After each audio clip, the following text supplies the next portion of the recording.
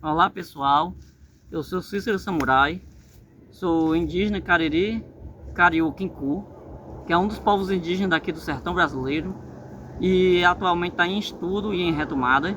Eu estou aqui perto do rio Jaguaribe, aqui em Fortim, bem pertinho de onde o rio se encontra com o mar. E hoje, como é o Dia dos Povos Indígenas, eu vim dar minha contribuição para as nossas lutas, não somente para os povos Cariri, como também para todos os povos indígenas do Brasil e fora do Brasil. Diferente das outras vezes que eu falei sobre a data, a origem da data, como é que surgiu, como é que ela foi decretada e como ela foi alterada o nome no decorrer desse tempo, dessa vez eu vou focar no apagamento histórico-cultural que os indígenas sofreram. E esse apagamento ele não é recente, ele não foi uma consequência da história, ele foi construído passo a passo no decorrer da história do Brasil, desde o período da colonização até os tempos atuais.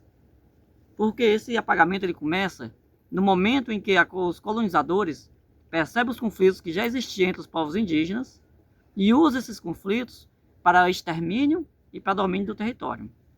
E também ele prossegue quando usam um povo indígena como parâmetro para definir quem são os indígenas selvagens, quem não são.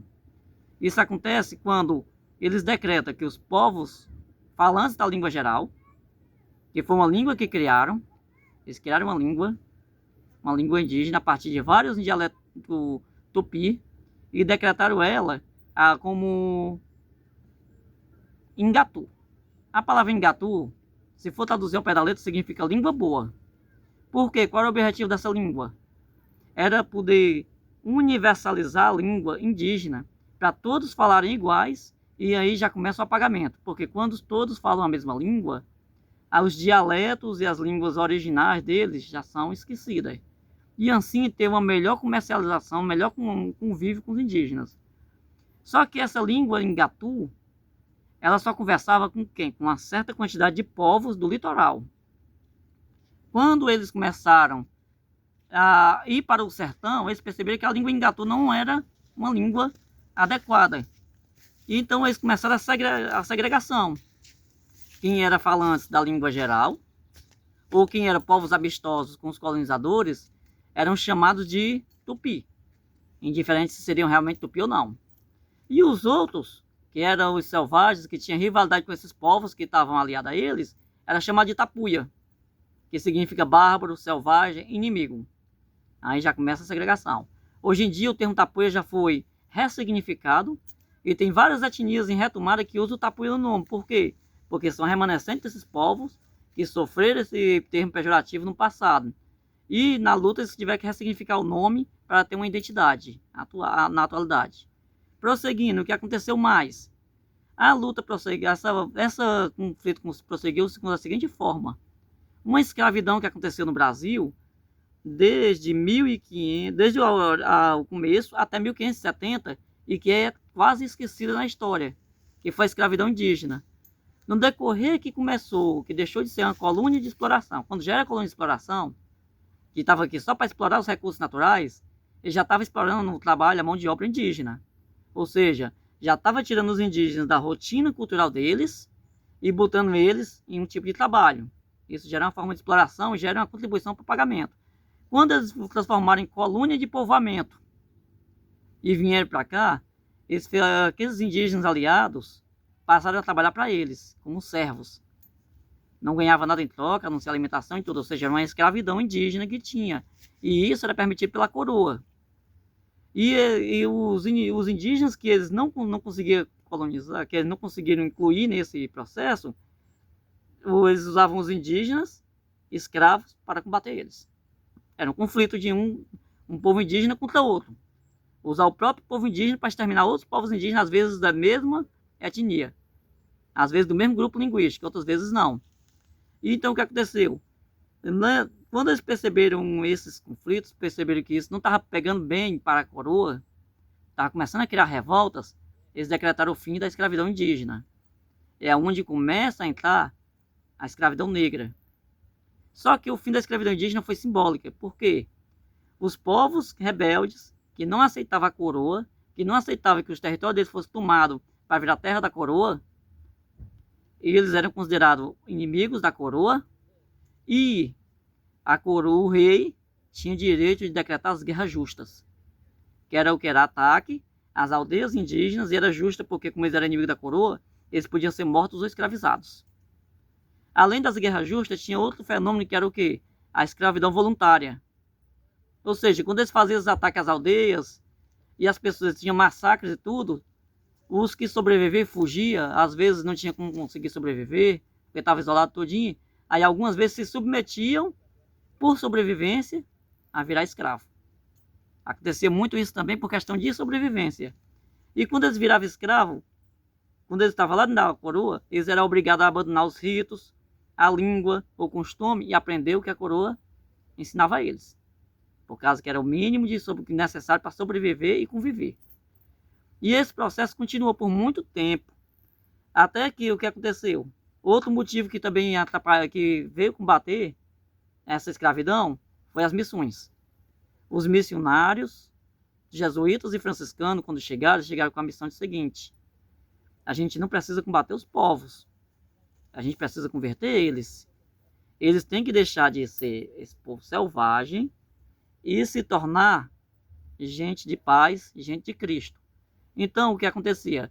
Em vez de fazer o combate em guerras justas, eles iam tentar uma convivência, um contato mais pacíficos, e às vezes tiravam eles daquela região onde eles viviam, aldeavam em outros cantos, perto do território da coroa, e a partir daquele momento, eles deixavam de ser índio e se tornavam cristãos.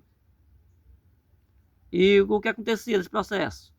Algumas vezes esse processo era pacífico, muito raro, porque normalmente, a partir do momento que eles aceitavam a catequese, eles começavam a catequese, era tirado do seu território, colocado no outro, eles tinham que aprender um novo método de vida.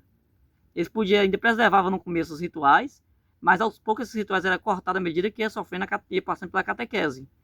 E a catequese era praticamente forçada, porque aqueles que, depois que aprendia a lei da catequese, a lei da igreja, e abandonava e voltava para o modo tribal, eram excluídos. Eram excluídos, eram expulsos, eram torturados. Às vezes era torturado em praça pública para servir de exemplo para os outros, para evitar isso aí.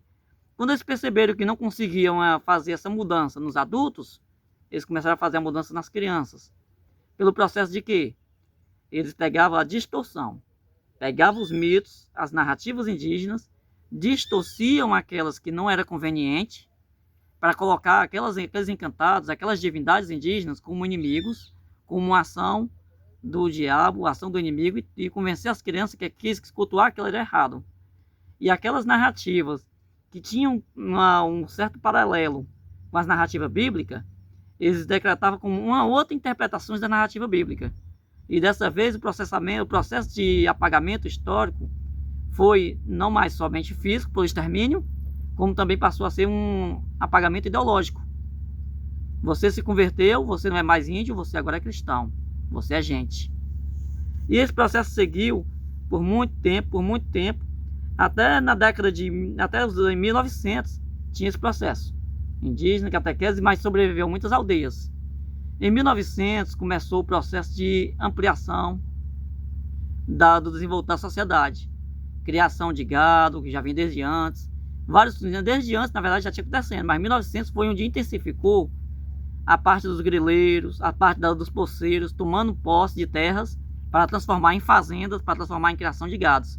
E entrou em conflito com os povos indígenas novamente.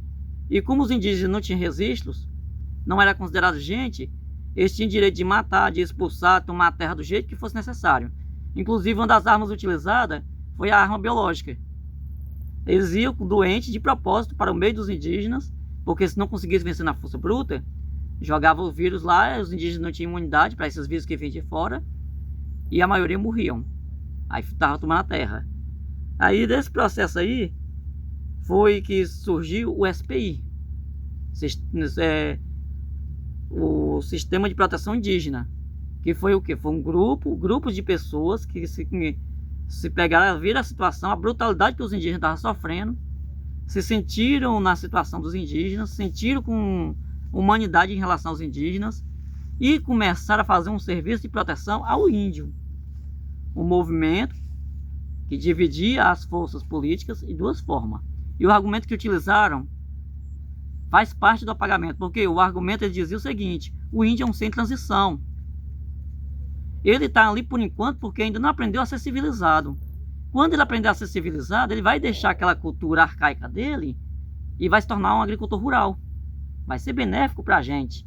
E com essa ideia, eles começaram o mesmo processo do realdeamento das missões, que teve no passado, que quando os missionários começaram a querer burlar a lei, romper com a igreja, que foi o processo que eles fizeram de, em vez de fazer o descimento, tirar o indígena do sertão para o litoral para poder catequizar, eles começaram a ir para dentro das aldeias, ter uma convivência, entender aquele povo, de onde surgiu os principais registros históricos que temos hoje, e fazer o catecismo naquela língua, sem precisar ensinar eles a língua geral, inicialmente. Em vez de, quando fizeram isso, a coroa começou a cortar as missões no Brasil e mandar para outros cantos. Então, sem as missões, o SPI começou a fazer um processo parecido, isso muitos anos depois. O SPI ele começou com a ideia de que vamos criar colônias agrícolas. O indígena vai deixar de ser aquela vida dele e vai aprender a viver como agricultor, aos modos que a gente vai ensinando a ele. E essa transição vai fazer com que ele abandone a vida de indígena e passe a uma vida civilizada. E nesse processo das colônias agrícolas, perdurou-se com essa ideia que o índio estava nesse processo transitório, então o índio tinha que estar protegido sob a tutela. Ele não seria capaz de viver sozinho na sociedade moderna, na sociedade contemporânea que estava surgindo. Então ele tinha que ter sempre a tutela. Sempre teria que ter alguém ali acompanhando ele, liderando ele, gestando aquelas colônias agrícolas. E como o nome próprio diz, é colônia, ou seja, nós estamos rompendo, estamos apagando aquela história do passado e construindo uma nova. Era isso que eles tinham. E com esse processo das colônias e de transformar indígena em trabalhador rural, aconteceu que muitos deles que estavam com a proteção indígena se condizia e mantinha a cultura indígena ali dentro. Eles faziam o processo da agricultura, mas por outro lado ainda tinha resistência. E quando chegou já no período da ditadura militar, já no período assim da ditadura que foi na década de 70, eles perceberam o que? Isso não está colaborando. O país tem que progredir e esse projeto aí está atrapalhando o progresso do país. Índio é uma coisa arcaica, ele não pode estar aqui porque vai um contraste, está atrasando o avanço do país. Então, vamos ter que exterminar isso. E o SPI foi exterminado. Foi decretado o fim do SPI. E aquelas colônias agrícolas foram abandonadas. Os indígenas ficaram ao léu.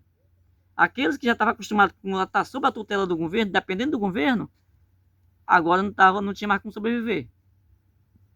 Não tinha mais sobrevivência para eles. O que aconteceu? Eles ficaram sem o léu, tiveram que se debandar, tiveram que tentar voltar à vida antiga, e muitos deles entraram em confronto com os grileiros, com os poceiros, com os donos de terra, foram mortos. Além disso, o que aconteceu? A população percebeu essa ação e começou a se revoltar.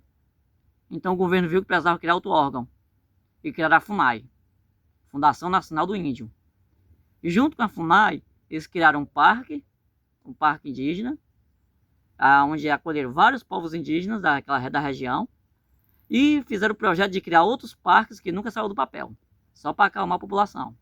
E a FUNAI passou a trabalhar como um órgão que no papel era uma coisa de proteção ao índio, mas por trás, quem estava dentro da FUNAI, estava gestando a FUNAI, eram militares, que não tinham nenhuma empatia com os povos indígenas, não estava nem aí para a sobrevivência dos povos indígenas e fazia o processo contrário. Quando era necessário passar alguma obra do governo por em terra indígena, eles diziam que não tinha índio naquela terra, dava o aval, aí passava estradas, tipo o caso mais conhecido é da BR-80, que passa por dentro de um povo indígena, inclusive ele reduziu o tamanho do Parque do Xingu para atender as construções da obra, e com isso, quando mandava os agentes do FUNAI, mandava pessoas doentes para fazer o ataque biológico de novo, e em alguns anos reduzia a população indígena para um número mínimo, aí dizia que não tinha mais indígena ali, tinha morrido todo mundo, e continuava com as obras.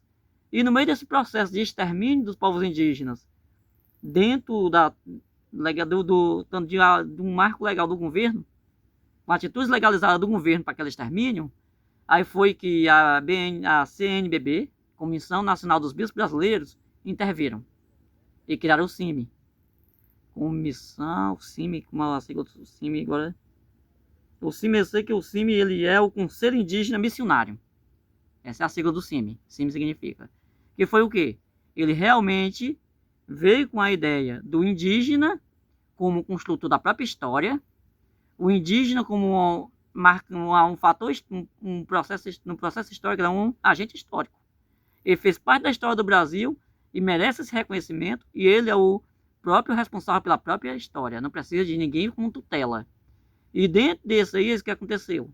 Os indígenas que foram atendidos pelo CIMI, que acolheram o CIMI, eles se identificaram da seguinte forma: vamos ter que deixar de lado nossas picuinhas, nossos conflitos e nos ver todos como parentes. A partir daí, eles passaram a tratar todos como parentes.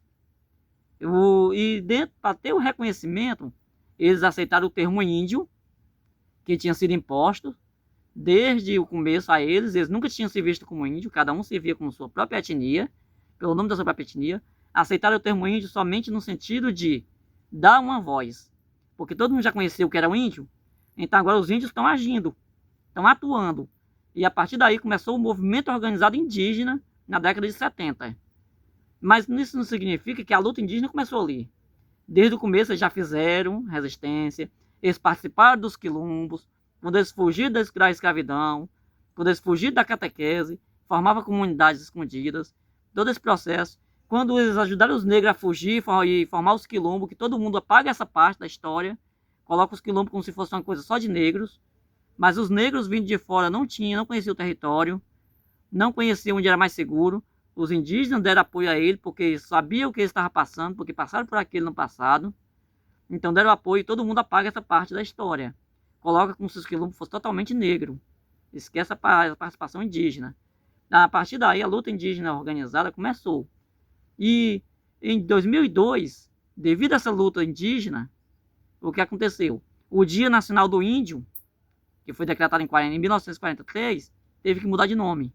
Porque eles não aceitavam mais a palavra índio, porque foi usado de forma pejorativa, como um sinônimo de atraso para a população.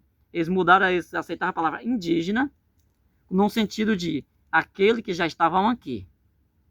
E adotaram essa palavra, então eles entraram em processo político, na discussão política, e conseguiram mudar o nome para Dia dos Povos Indígenas. Na minha opinião, ainda está errado. Na minha opinião, o nome mais conveniente que tem é Dia dos Povos Originários. Porque, querendo ou não, a palavra indígena vem da palavra índio, então, de certa forma, vai carregar essa carga na essência dela. Mas isso é uma discussão que fica mais para frente. Essa discussão, quem sabe aí um dia eles mudam isso. E o que aconteceu? Esse movimento indígena organizado, que surgiu, que ganhou força na década de 70 com colaboração dos bispos brasileiros, eles conseguiram resgatar a história, conseguiram inserir na antropologia e na história a presença indígena, resgatar boa parte dos documentos históricos, e os próprios indígenas agora estão construindo a própria história deles.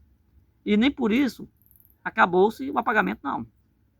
Porque enquanto eles conseguem resgatar um pedacinho histórico aqui, reunir o povo para discutir aquele pedacinho histórico, o governo, principalmente na bancada ruralista, que é uma boa parte do governo, que comanda o governo, vem por trás com os argumentos, com a lei.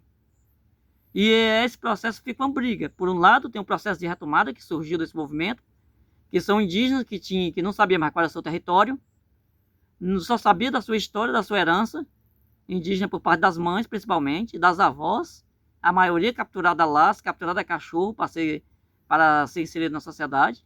Aí depois que elas entram nesse processo de inserimento, eles conseguiram passar para os filhos, para os netos, e o pouco que sobrava, eles iam juntando com os documentos históricos e resgatando a história. Esse processo surgiu com o nome de etnogênese, e atualmente os indígenas chamam ele de retomada indígena. Porque retomada no sentido, nós não estamos resgatando só a história, estamos resgatando nossa cultura, estamos resgatando nosso território, e estamos tentando viver de uma forma que a gente não abandona nossos costumes, mas também não fica isolado da sociedade. Junto com esse movimento surgiu também os indígenas em contexto urbano, que eram indígenas que já estavam em seu território, ou então viviam em comunidade que conhecia sua cultura, mas a urbanização chegou até lá, e eles vivem mantendo a cultura deles, mesmo vivendo de modo urbano, mesmo trabalhando nas cidades, mas mantendo a cultura deles, e mesmo assim eles não deixam de ser indígena. E na visão da maioria, o que acontece? Esses povos não são indígenas. Porque na visão da maioria, para ser indígena, você tem que estar isolado na mata, dentro da aldeia, e a escola muitas vezes reforça essa mesma ideia. Quando retrata os povos indígenas nos livros, só retrata quem? Os povos indígenas em aldeias.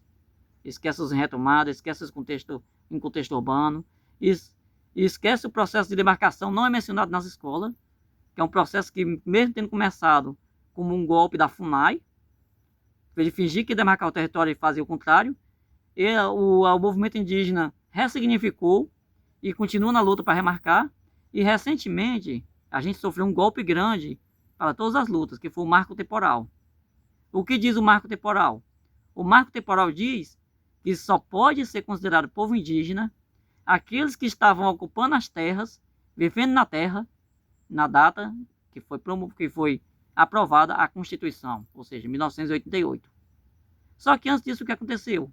Durante a ditadura militar, com um projeto de emancipação indígena, que foi onde entrou essa parte da FUNAI e tudo, os povos indígenas foram expulsos de suas terras.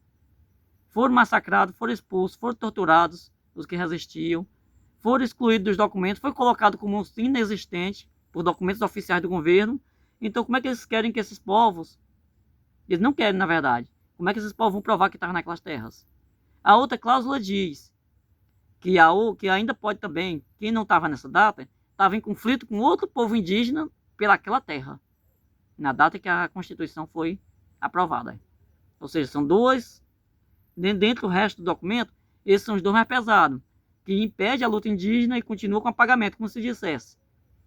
Se não estava aqui, esse indígena não existe. Esse povo não existe, está inventando coisa agora para pegar a terra do governo, para poder ter uma terra, e não é verdade. A gente sempre existiu desde o começo e continuamos existindo. Qual foi o outro ataque que a gente sofreu e passou quase despercebido? Foi um de apagamento cultural, propriamente cultural. Por quê? Quando eles viram que as lutas, tanto a negra quanto a indígena, estavam ganhando força, eles tentaram colocar um contra o outro. E isso eles fizeram dentro da academia. Por quê? Começou a surgir documentos, trabalhos acadêmicos, documentos acadêmicos, em que dizia que a participação negra era quem tinha construído boa parte cultural do Brasil. Eles colocaram isso aonde? Nos quilombos, na capoeira. Eles negam a parte histórica indígena da capoeira. Eles negam vários pratos que são de origem indígena, eles colocam como de origem negro. A própria farinha, até a própria tapioca da gente. A casa de farinha, ela tem influência negra, tem na estrutura. Mas antes, os indígenas já faziam farinha, já faziam tapioca, mas eles colocam tudo isso aqui como se fosse negro. Eles têm esse apagamento da cultura indígena dessa forma. Vão pegando os pontos específicos e vão apagando. Inclusive, uma outra parte que eles fazem isso é aonde eles pegam, esse objetivo com isso é o quê? Fazer um conflito. Porque o que acontecer? A partir do momento que eles estão vendo, que os indígenas estão vendo no documento histórico, aquela parte ali dizendo assim, isso é do negro, não é do índio. O índio não teve participação em nada disso, ele diz, ó, os negros estão se apropriando do que é nosso. E vai querer combater o movimento negro. O movimento negro vai querer resistir e combater o movimento indígena. Outra parte, dentro da religiosidade.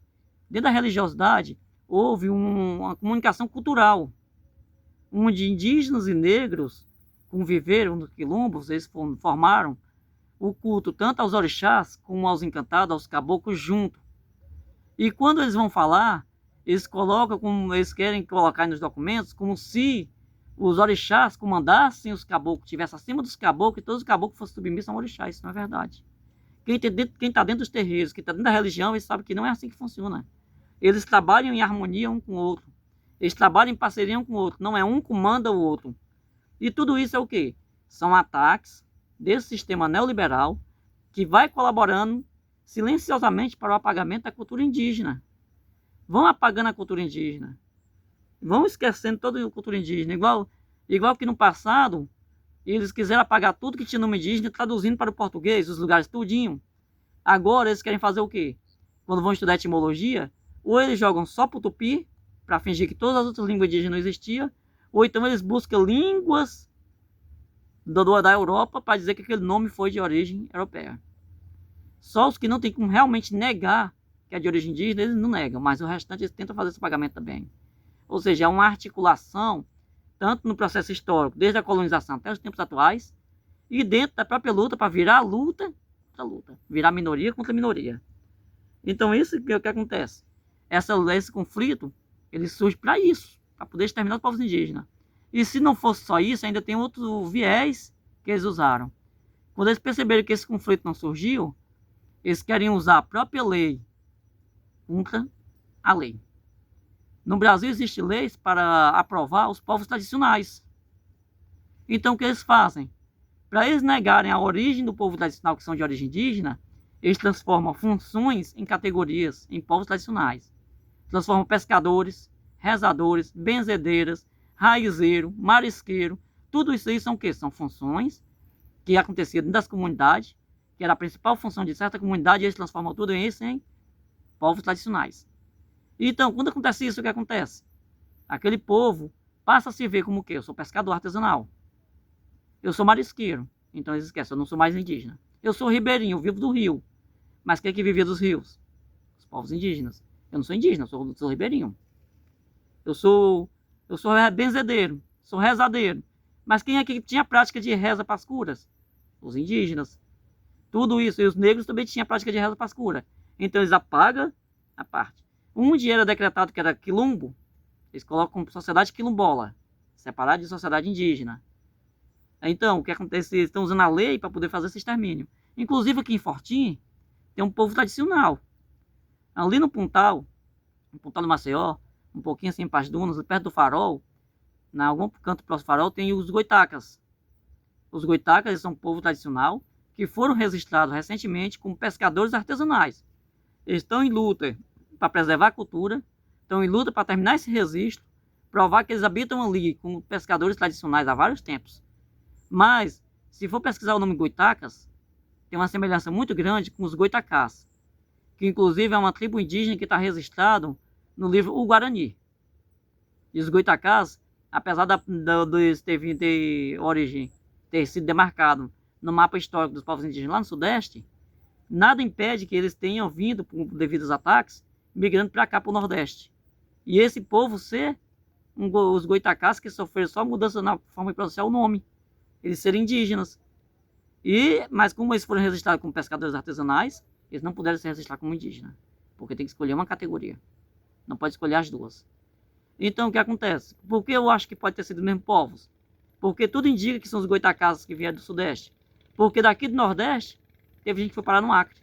Tem Cariú no Acre, tem Cariú em Minas Gerais, tem Cariú em São Paulo. Ou seja, tem uma trilha todinha de onde eles foram se deslocando por causa que as terras foram sendo tomadas. E a forma de sobreviver é o quê? Migrar para outros cantos. Do mesmo jeito, pode ter vindo migração de lá para cá. Ou inclusive tem Cariú fora do país. E nós somos povos que surgiram onde? Na região da Serra do Pereira. Na região do Rio Batateira, que é onde vem nossas narrativas principais. Do mesmo jeito, esse povo é esquecido. Inclusive, muita gente aqui de Fortim não sabe da existência dos goitacas, ali no Pontal de Maceió. Nós estamos fazendo a promoção, a gente conhece, a gente está divulgando da forma que a gente pode, para mostrar que eles existem e ajudar eles na luta deles. Então era isso, pessoal. Era esse processo histórico que eu queria trazer para vocês. Esse processo de apagamento, que não foi uma coisa ocasional, não foi consequência, foi algo construído passo a passo e continua sendo construído até hoje. Não sei se me prolonguei demais. Agradeço a quem tiver alguma coisa a mais para contribuir. Qualquer informação a adicionar. Desde que não seja zombaria, brincadeiras.